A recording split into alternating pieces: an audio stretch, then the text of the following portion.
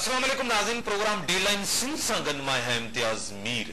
Government खे हिकु दफ़ो वरी मोहलत मिली वई। छा गवर्नमेंट ख़त लिखंदी? जेकॾहिं उन जी बॉडी लैंग्वेज में ॾिठूं त इहो नामुमकिन थो लॻे, पर मंज़ूर वसान साहब चए थो त गवर्नमेंट ख़त लिखंदी, उन वटि ऑप्शन्स ॿिन्हिनि वटि आहे। इहा ॻाल्हि उहो पंहिंजी कैपेसिटी में करे थो या उन खां इहा शइ चवराई वई आहे। जेकी छिक ताण आहे गवर्नमेंट जी ऐं जुडिशरी जी, हे इदारनि जो झेड़ो न आहे, ईअं लॻे थो कंहिं शख़्सियतनि जी वेड़ आहे या उन्हनि जो झेड़ो आहे। मुल्क जे अंदरि बेरोज़गारी, महंगाई, कत्लो गारत, उन सां गॾु इन दौरान लियारी में हिकु दफ़ो वरी ॿीहर ऑपरेशन थी वई। छा इहा ऑपरेशन कंहिंखे ख़ुशि करण जे लाइ हुई? हुकूमत कहिड़े बि फ्रंट ते ॾिसो त हुकूमत कामयाब न आहे, नाकाम थी आहे। हाणे वरी मंज़ूर वसान साहब जो चवण त 18 फरवरी में ही असेंबली डिज़ॉल्व थींदी, 4 अप्रैल 2013 ते इलेक्शन थींदी। उनखे इहो केरु थो ॿुधाए? छा मंज़ूर साहब वरी ख्वाब ॾिसण शुरू कया आहिनि छा? जीअं पंहिंजी होम मिनिस्ट्री में उहो ख्वाब ॾिसंदो हुयो, ही सूबो जेको आहे उहो ख्वाबनि ते हलाईंदो, वरी उनखे ख्वाब या कंहिं उनखे ॾसो आहे। मुल्क जे अंदरि टकराव ॿिन्ही इदारनि में आहे। छा वाकई गवर्नमेंट जुडिशरी जी रेस्पेक्ट करे थी, इज़त करे थी? जेकॾहिं इज़त करे त फ़ैसलनि ते अमल छो नथो थिए? इन सॼी सूरत हाल ते ॻाल्हाइण लाइ पंहिंजे स्टूल में दावत ॾिनी आहे मोहतरम जनाब गुलमन जखरानी साहब के MNA आहिनि, PP सीनियर अॻुवान आहिनि।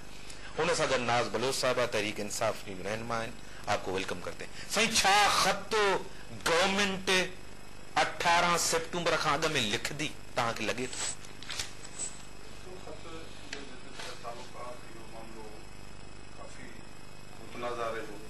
जंहिंजे करे असांजे अॻूणे वज़ीर आज़म यूसुफ रज़ा गिलानी साहब खे बि कोर्ट जेको फ़ैसिलो ॾिनो, उनखे कंटेम्प्ट ऑफ कोर्ट में जेका सज़ा ॾिनी, उहो सॼी क़ौम जे आॾो आहे। जॾहिं त इहो मौक़ुफ़ रहियो मुसलसिल त हिकु ख़त लिखनि, कोर्ट जा जेके बि फ़ैसिला आहिनि सभु पाकिस्तान पीपल पार्टी मञिया आहिनि। थोरो इहो परसेप्शन आहे फ़ैसिला कोन था मञिया वञनि। ख़त जो सिर्फ़ु इन करे हो त आर्टिकल 248 तहत प्रेसिडेंट खे इस्तिस्ना हासिल आहे। ऐं उनखां अलावा उन केस में शहीद मोहतरमा बेनज़ीर भुट्टो साहब जो नालो आहे, ऐं उनखां अलावा बेगम नसरत भुट्टो साहब जा नाला आहिनि, जेके अॼु हिन दुनिया में कोन्हनि। मोहतरमा शहीद थी वई आहे, उन करे ख़त लिखण जो को तुक नथो पइजे। ऐं प्रेसिडेंट खे इम्यूनिटी आहे, इहो को हाणे न आहे, पर पूरे दुनिया में इम्यूनिटी मिलियल आहे, जिथे का सभिनी मुल्कनि में इहो आहे। उन लाइ कोर्ट्स इहो जेको बजट थी इन ते मंज़ूर वसान छो थो चए? वसान साहब पाकिस्तान पीपल पार्टी जो सीनियर अॻुवान आहे। गवर्नमेंट जी पॉलिसी न आहे, न ख़बर न आहे उन ज़ाती तरह पंहिंजी राय ॾिनी आहे या पार्टी जी। जेकॾहिं तव्हां अदालतनि जखरानी साहब जेकॾहिं तव्हां अदालतुनि जो एहतराम कयो था त शर्जील मेमण अदालतुनि लाइ छा थो चए? फैसल रज़ा आब्दी छा थो चए? लतीफ़ खोसा छा थो चए? छा इहो एहतराम आहे अदालतुनि जो? अदालतुनि जो इहो एहतराम आहे जो प्राइम मिनिस्टर 3 दफ़ा अॻिलो प्राइम मिनिस्टर अची उन ते पेश थियो आहे। हालांकि प्राइम मिनिस्टर जी जेका डेज़िग्नेशन आहे या जो उहिदो आहे उहो पाकिस्तान जो एग्ज़ीक्यूटिव आहे, चीफ एग्ज़ीक्यूटिव आहे। अगरि उहो न वञे त उनखे इम्यूनिटी आहे, पर कोर्ट जो एहतराम कयो वियो, कोर्ट सॾु कयो, उन करे प्राइम मिनिस्टर पहुतो। उनखां अलावा बि जेके बि फ़ैसिला बशमूल NRO या जेके बि फ़ैसिला थिया आहिनि, यानी हिकिड़ो असांजो सिटिंग मिनिस्टर 3 साल जेल में रहियो, जंहिंजी अॼु ज़मानत थी आहे, आमिर सईद काज़मी साहब। इहो कोर्ट जो एहतराम आहे। कोर्ट कॾहिं बि हा असांखे पंहिंजा ग्रीवेंसिस ज़रूरु हूंदा कोर्ट खां, उनजो इज़हार कंदा आहिनि त असांखे ही ग्रीवेंसिस आहिनि। बशमूल यानी जे जो प्राइम मिनिस्टर खे जॾहिं नाअहल करार ॾिनो वियो या यूसुफ रज़ा गिलानी साहब खे, इहो आइन खां मथां उथी फ़ैसिलो कयो वियो। पर कॾहिं बि कुझु दुनियूं जेके इहो चाहिनि पियो त मुल्क में अनारकी फैले या पाकिस्तान पीपल पार्टी की स्टेट में अचे, ॿिए तरफ़ नून लीग जो शहबाज शरीफ जे चीफ मिनिस्टर हूंदे पंहिंजे सूबे जे अंदरि हुननि जुलूस कढाइण शुरू कया, मारधाड़ शुरू कई, गाॾियुनि खे बाहियूं, माण्हुनि जे घरनि खे बाहियूं, मुख़्तलिफ़ इशूज़ जे हवाले सां नाले सां या लोड शेडिंग जे इशू सां। चीफ मिनिस्टर खे त इहो न ठहंदो आहे, पर उहो उन वक़्तु इहो करे पियो। हेॾो पाकिस्तान पीपल्स पार्टी कोर्ट जे फ़ैसिले खे न मञी माण्हुनि खे कॉल करे आहे स्टेट में, यकीनन हिन मुल्क में तमामु वॾो हिकिड़ो भूचाल पैदा थिए हा, बुहरान पैदा थिए हा, ऐं सिस्टम धीरे जी तरफ़ वञे हा। उन करे सिस्टम खे बचाइण जे लाइ असां इहो चाहियो पिए इदारनि में टकराव पैदा न थिए ऐं इदारा पंहिंजे पंहिंजे दायरे में रही करे कमु कनि। हाणे बि जेको अॼु थियो आहे, अॼु कल्ह ताईं काफ़ी अहिड़ा तव्हांजा वो मुख़्तलिफ़ चैनल्स में जेके तबसरा थियनि पिया तव्हां ॿुधाऊं था त अॼु तबाही थी वेंदी बर्बादी थी वेंदी हिकिड़ो इहो त प्राइम मिनिस्टर न वेंदो लेकिन फ़ैसिलो थियो प्राइम मिनिस्टर वञी बाअदब थी कोर्ट में पेश थियो आहे जंहिंखे वरी ॿी सुनवाई मिली आहे इन विच में जेके असांजा लीगल एडवाइज़र आहिनि उन सां मशावरत थींदी। क्या लग रहा है आपको? एक तरफ तो जैसे जखरानी साहब कह रहे हैं कि हम खत नहीं लिखेंगे 248 का जिन्होंने उन्हें रेफरेंस दिया, दूसरी तरफ गवर्नमेंट टाइम ले रही है। इम्तियाज देखें, कानून से बालातर जो है वो कोई नहीं हो सकता। या तो आप फिर डिस्क्रिमिनेशन करते फिरें, जिस तरह अभी ये बिल जो लास्ट बिल पास हो रहा था जिसमें अबाउट पार्लियामेंट के पार्लियामेंट को इस्तिशना हासिल है कि वो ड्यूरिंग द टाइम कोर्स वो कुछ ऐसी कुछ भी कह सकते हैं तो उनको इस्तिशना है। तो देखें, ये तौहीन अदालत का जो बिल है ये क्या है? ये एक मजाक है।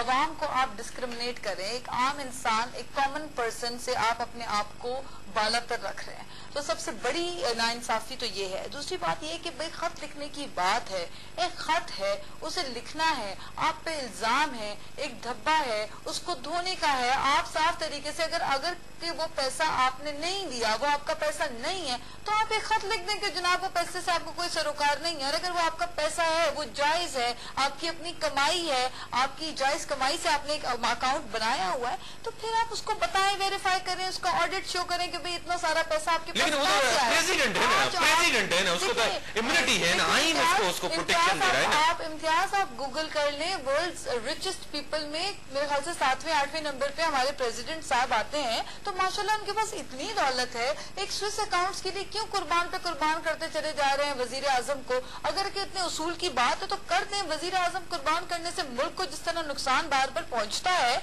आप दूसरी बात ये देखें कि एक चीज देखिए, इल्जाम है ना जरदारी साहब के ऊपर, इल्जाम है ना। वैसे तो इमरान खान के ऊपर भी इल्जाम आते हैं ना, इमरान खान साहब के ऊपर भी इल्जाम आते हैं, खान साहब के ऊपर जरदारी फोबिया है आप लोगों को। हमें देखिए इम्तियाज, देखिए मैं आपको बताती हूँ, दो जमातें स्टेटस को की जो कहती है कि जिस हालत में है वही हालत में पाकिस्तान चलता रहे। पीटीआई स्टेटस को की पार्टी नहीं है। स्टेटस को किसको कहते हैं आप? सब तो आपके लोग कितने बैठे? आप कौन से लोग बैठे हैं? आप स्टेटस जावेद हाशमी को स्टेटस को उसका हिस्सा नहीं था, कुरैशी साहब स्टेटस को का हिस्सा नहीं था। मैं जवाब दे रही हूँ। स्टेटस को आप किसको कहते हैं? एक ऐसी जमातें जो जिस हालत में कन्वेंशनल तरीके से जिस तरह से मुल्क की सूरत हाल बतदरीज बिगड़ रही है, चाहे वो बलूचिस्तान हो, चाहे वो वजीरिस्तान हो, चाहे वो फाटा हो, चाहे वो कराची की टारगेट किलिंग हो, चाहे वो पंजाब में इलेक्ट्रिसिटी का बहरान हो, ये सारा मजमूई तौर पर पोर्ट्रे करता है हुकूमत की गवर्नेंस और परफॉर्मेंस को। हुकूमत की जो परफॉर्मेंस है वो कहाँ पे है, अवाम के सामने नजर आ रही है, किस चीज में इनकी डिलीवरी अच्छी रही है। तो लिहाजा ये कह देना कि जमहूरियत को डीरेल करने के लिए की जा रही है, मैं समझती हूँ चीफ जस्टिस साहब ने तो इनको टाइम दिया हुआ है ये जमहूरियत को चलाने का, अपनी डेमोक्रेसी के थ्रू मुल्क को कुछ बेनिफिट देने का, लेकिन ये तो नाकाम हो गए। दूसरी बड़ी बात यह कि स्टेटस को की जो जमात हम कहते हैं इनको, तो आप खुद देख लें इन्होंने क्या बेहतरी की है। दोनों जमातें करप्शन की जमातें हैं, दोनों जमातों के आप अकाउंट्स निकाल के देख लें, हमारे असासे डिक्लेयर है। हमारी वेबसाइट आप अभी खोल के देख लीजिए, आप चेक कर लीजिए, हमारे तमाम लीडर्स के असासे डिक्लेयर है। जो असासे डिक्लेयर नहीं करता वो हमारी पार्टी में नहीं चल सकता। सियासी मैदान में आए ना, आप अदालती मैदान में क्यों जा रही हैं? हम सियासी मैदान में आए ना। देखिए, हम सियासी मैदान पे ही आए हुए हैं और सियासी मैदान पे ही आके हमने पूरे पाकिस्तान में जगह जगह जाकर अपनी ताकत जो है, अवाम की ताकत जो हमारे साथ है, उसको हमने जाहिर किया है। हमारे जलसे आप निकाल के देख लीजिए, जिस तरीके से कहते हैं ये इंशाल्लाह वोट बताएगा, जब अवाम वोट देगी, जो भी जलसे से पता चल जाएगा आप जीत जाएंगे। जलसे की सियासत 4.5 करोड़ जो अभी नया यूथ वोटर आया हुआ है, वो इन स्टेटस को की दो जमातों को। मैं आपको एक बात बताती हूँ इम्तियाज, मैं आपकी तरफ सिर्फ एक जवाब ले लूं। इम्तियाज एक सेकंड, देखिए आज हमारी जो अब आप ये देख रहे हैं, हमने अपनी इकोनॉमिक पॉलिसी पेश की है, हमारा इकोनॉमिक विजन है, हमने रोड मैप दिया है कि हम क्या करने जा रहे हैं। इनके पास हुकूमत आ गई, इन्होंने कुछ नहीं डिलीवरी की, 95 रुपीज पे डॉलर पहुंच गया। आप देखिए डिलीवरी नहीं हुई ना, तो फिर आपको तब्दीली चाहिए, आपको चेंज चाहिए। 16 साल के बाद आपने ये पॉलिसी की, इकोनॉमिक पॉलिसी चाहिए, क्योंकि अब हमें पता है ये वक्त आ गया है। अवाम मैं इस पे आ रहा हूँ, मैं सिर्फ जवाब ले जाऊँ। सही करप्शन जी पार्टी या तव्हांजी करप्शन जी लीडरशिप आहे, जीअं नाज़ साहब अचे थी। देखिए मैं दोनों जमातों करप्शन जी पार्टी या करप्शन जी लीडरशिप आहे तव्हांजी। ब्रेक जो टाइम थियो, ब्रेक खां पोइ अचूं, तव्हां डिटेल में जाओ न, अगरि ब्रेक जो टाइम थियो आहे, ब्रेक खां पोइ था अचूं। करप्शन जी पार्टी या करप्शन जी लीडरशिप आहे हिन मुल्क लाइ कुझु न कयो, ब्रेक खां पोइ जवाब वठो।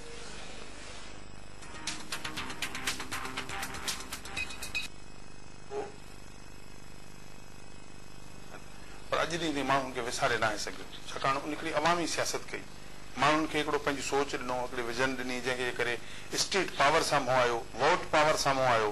ऐं पहिरियों दफ़ो भुट्टो साहिबु उन्हनि खे जेके बि अहिड़ियूं कुवतूं जेके महलातनि में वेही साज़िशनि जे ज़रिए सियासत कंदा हुआ, उन खां हू हटी करे हुन पब्लिक जी सियासत कई। ऐं उनखां अलावा अमली तरह बि हुन एॾी पंहिंजे जदोजहद जे ज़रिए पूरे पाकिस्तान जे अंदरि घिटी शहरनि में ॻोठनि में हू वियो ऐं हिकिड़ो भुट्टो साहिबु हिकिड़ो अवामी लीडर तौरु साम्हूं अची वियो। ऐं उनखां अलावा वॾी ॻाल्हि इहा जो हो इक़्तिदार में अहिड़े मौक़े ते हुनखे इक़्तिदार ॾिनो वियो जॾहिं अधु मुल्क पाकिस्तान जो वञी चुको हो, बंगाल मां बांग्लादेश ठही चुको, ऐं बाक़ी जेको मुल्क हो उहो बि तमामु ख़तरे वारे सूरत हाल में हो, जो 5000 मुरबा मील ज़मीन हिंदुस्तान जे कब्ज़े में अची वई। ऐं उनखां अलावा 97,000 सोल्जर्स जेलनि में हलिया विया ऐं मुल्क हे बचियल जेको मुल्क आहे उहो बि हिकिड़े अफ़रा तफ़री जे आलम में हो। इन सर्कमस्टेंस में भुट्टे साहब खे हुकूमत ॾिनी वई, हुन अची उन मुल्क खे जंहिं जेको हिकिड़ो खटारो मुल्क हो, हिकिड़ो बिल्कुलु हिकिड़ी तबाही वारो मंज़र हो, उन खे इस्तेहकाम बख़्शियो, शमला मुआहिदा कयो। ऐं उनखां अलावा पंहिंजा जेके कैदी हुया जंगी उहे सभु आज़ादु कराया, पंहिंजी ज़मीन जेका हिंदुस्तान जे कब्ज़े में हुई उहा वापसि कराई। उनखां अलावा हे मुल्क बग़ैर आइन जे हले पियो,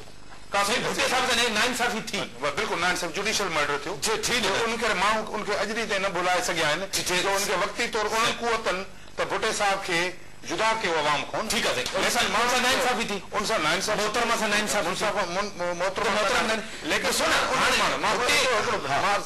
त उन्हनि उन लीडरशिप पंहिंजो पाण खे अवाम लाइ कुर्बानी ॾिनी, जंहिंजे करे उहा पीपल्स पार्टी जूं पाड़ू अवाम में आहिनि।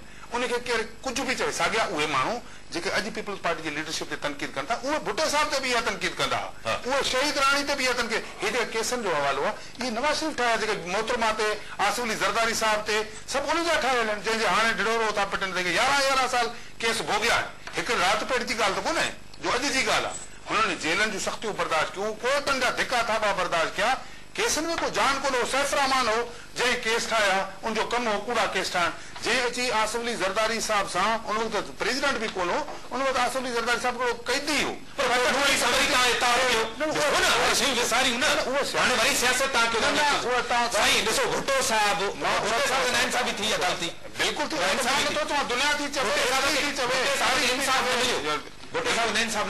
तव्हांजी गवर्नमेंट आहे उनखे इंसाफ़ नथी ॾे।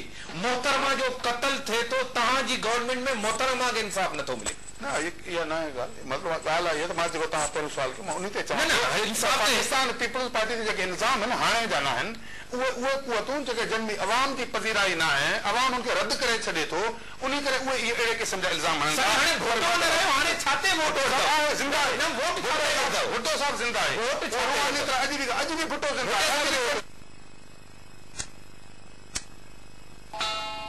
This time check is brought to you by मुझे सिंध धरती जी सुरहान जान। उन्हनि माण्हुनि खे ख़बर कोन्हे इमरान खान बादशाह माण्हू आहे, क्रिकेटर आहे, उनखे कहिड़ी ख़बर त जमहूरियत लाइ कुर्बानियूं कीअं ॾिबियूं आहिनि। हो चए थो मां काथे इस्पताल हलायां थो, इस्पताल हलाइण वारो मुल्क हलाए त पोइ अदीब रिज़वी खे ॾियूं न, उहो त वधीक बहितर आहे। उहो त बाक़ाइदे मुफ़्त में इलाज थो करे। तव्हां ॾिसो हुनजो जेको सुठो हिन में त कासाई वेठा आहिनि, शौकत खाननि में एतिरो महांगो आहे जो हितां माण्हू ईंदा था नओं मथो पिटनि था, चंदा उशुर ज़कात जा पैसा दुनिया। हाणे असां नवाज़ शरीफ़ वारनि जा ॿुधो नथो केतिरा बयान आया आहिनि, हुनजो जवाब हुन वटि कोन्हे। हे फ़रिश्तो पाण खे केर बि न सम्झे। उनखे अलावा हुनजो पॉलिटिकल को बैकग्राउंड कोन्हे। पॉलिटिकल हुनजो इहो बैकग्राउंड आहे जो हो वीचारो मुशर्रफ जो मेन वर्कर रहियो, छा आहे हुनजो रेफरेंडम जो वर्कर आहे, ॿियो छा आहे। शॉर्टकट कोशिश करे मूंखे मिले, मुशर्रफ हुनखे न ॾिनो, उनखां पोइ हाणे घुमंदो थो वञे, छक्का थो हणे, केॾी महिल चौका थो हणे। छकनि चौकनि सां सियासत थींदी आहे छा? सियासत लाइ अञा हुनखे रुख जा चणा चॿाइणा पवंदा, हुन लाइ कुर्बानियूं ॾियणियूं पवंदी, हुन लाइ जदोजहद करणी पवंदी। उन्हनि पार्टियुनि जे हवाले सां ॻाल्हि था कनि, जिन पार्टियुनि पंहिंजूं उमिरियूं ॾिनियूं आहिनि, जंहिंजा हज़ारे वर्कर कुर्बान थिया आहिनि, अॼु बि हुननि में उहा जदोजहद जी आहे। पर लेकिन जेके शयूं भली तनक़ीद कनि, हाणे ॻाल्हि परे कोन्हे, चंद महीना बचिया आहिनि, अवाम वटि वञूं था। हे बि भली इमरान खान अचे, नून अचे, ॿिया अचनि, हर कंहिंखे हक़ आहे न, फ़ैसिलो त अवाम कंदो न। ठीकु आहे, हितां खां को गवर्नेंस न आहे, कुझु कमु न थियो आहे, को माण्हू खे रिलीफ न आहे मिलियो, उहो हिननि जो अवाम ॼाणे थो, अवाम पार्टी जो खाए थो, उनखे ख़बर आहे त मुल्क कहिड़नि बुराननि में आहे, मुआशी कहिड़ी सूरत हाल आहे, अॻु में जेके आमिर डिक्टेटर रहिया आहिनि उन कीअं इदारनि खे तबाह करे छॾियो। हिन खटारनि खे हमेशह पीपल्स पार्टी खे जॾहिं इक़्तिदार मिलियो आहे, बहरान जी सूरत में मिलियो आहे, उनखे अची पीपल्स पार्टी संभाली। अॼु बि बहरान आहिनि, موجود ہے نا گورنمنٹ ختم نہ کر سکے گورنمنٹ نہ ملک بحران میں پاکستان پیپلز پارٹی کے اقتدار ملو ٹھیک ہے استحکام بخشو ہاں بھی ہلائن کے قابل بنایا نواز شریف وارا تو پہرن ॾींहनि में वफ़ाक़ी गवर्नमेंट छॾे विया छो छॾे विया जजनि जो त बहानो बनायो उन्हनि खे इहा ख़बर हुई इसहाक डार खज़ाने वारो मिनिस्टर हुयो उन वञी मियां नवाज शरीफ खे ॿुधायो त खज़ाना ख़ाली लॻा पिया आहिनि मुआशी तरह वॾी बदहाली आहे मुल्क में हे हुकूमत 2 महीना बि न हली सघंदी उन करे वो छॾे विया पोइ नालो कयूं जज जज जज जज वारी ॻाल्हि खे हले आप में विजन ही नहीं है, आपके बस की बात नहीं है, सियासत से आप बहुत दूर हैं, पीटीआई को विजन ही नहीं है। अच्छा सवाल का जवाब दें। इमरान खान साहब की क्रेडिबिलिटी जो है उसको आवाम जानती है। पहले तो जिस तरह रैखानी साहब ने कहा कि वहाँ पे एक लूट खसूट है, ये वो है। शौकत खानम को पिछले 2 साल से बेस्ट मैनेजमेंट का अवार्ड मिला है, वर्ल्ड हेल्थ एसोसिएशन ने दिया बेस्ट मैनेजमेंट का अवार्ड, ऐसे ही नहीं मिल जाता सबसे। और दूसरी बात 90% मुफ्त इलाज होता है कैंसर पेशेंट्स का। जब खान साहब पहली दफा शुरू में जब इनिशिएट कर रहे थे ये प्रोजेक्ट, तो उस वक्त अमेरिका और यूके में खान साहब को लोगों ने मशवरा दिया कि ये 1 महीना भी नहीं चलेगा अगर आप 5% भी लोगों का मुफ्त इलाज करेंगे, लेकिन आज 90% लोगों का मुफ्त इलाज हो रहा है। दूसरी बात, सबसे बेहतरीन कैंसर की मशीनरीज पाकिस्तान में अगर कहीं है तो वो शौकत खानम में। आप एडमिट करें, कोई अच्छी चीज अगर किसी ने की है उससे अवाम को रिलीफ मिल रहा है तो एडमिट करें। ये स्टेट का काम था जो खान साहब ने किया है, अवाम ने मिलकर किया है, अवाम की कोशिश है। इसके ऊपर तनकीद करने से पहले सोच ले कि कारकर्दगी अपनी क्या है। पाकिस्तान पीपल्स पार्टी ने ऐसा कौन सा जिना, आप जाके देखें लियारी जनरल हॉस्पिटल का क्या हाल है, कुत्ते वहां पे जानवर लौट रहे हैं, बिल्लियां लौट रही हैं। आप कौन सा एमएनए एमपी जिना में अपने बच्चों का इलाज कराना पसंद करेगा, सिविल में इलाज कराना पसंद करेगा? आप लोग बैठकर बात कर रहे हैं। ऐसे हॉस्पिटल जहाँ पे अमीर और गरीब का बगैर किसी तफर्रुके के शौकत खानम में इलाज होता है, अगर आप 1 रुपया नहीं दे रहे उसका भी इलाज वही है जो अमीर का है। ये दलील तो नहीं है हॉस्पिटल चला रहा है तो चलाएगा। लेकिन मैं आपको एक एग्जांपल दे रही हूँ ना, आज जिना में सिविल में कौन सा एमएनए एमपी अपने बेटे का इलाज कराना पसंद करेगा? ये बातें कर रहे हैं। कौन जाके एसआईयूटी में अपने बच्चों का इलाज करवाता है? यहाँ पे एमएनए एमपीएस। ये तो बड़े बड़े प्राइवेट हॉस्पिटल्स के यूके भाग के चले जाते हैं अगर खुदा न खास्ता कोई बात हो। दूसरी बात मैं बता देती हूँ, जहां तक दूसरी बात है क्रेडिबिलिटी की और काबिलियत की, तो ओजीडीसी में आपने मैट्रिक पास लोगों को बिठाया, आप क्या काबिलियत की बात करते हैं एक ऑक्सफोर्ड ग्रेजुएट में? और आपके जिन लोगों की जो सोच है उसमें मुझे अफसोस होता है, तजाद है सोच का, विजन का। विजन तो यही से पता चलता है कि ऑक्सफोर्ड के हॉल ऑफ फेम में खान साहब का नाम लिखा हुआ है। पॉपुलैरिटी उनकी आप देख लीजिए, उनको ऐसे ही नहीं चांस नहीं, वोट किस चीज में मिलेगा? वोट इनको पहली बात आती है काबिलियत की। इमरान खान साहब की जो क्रेडिबिलिटी है, जो उनके प्रोफाइल है,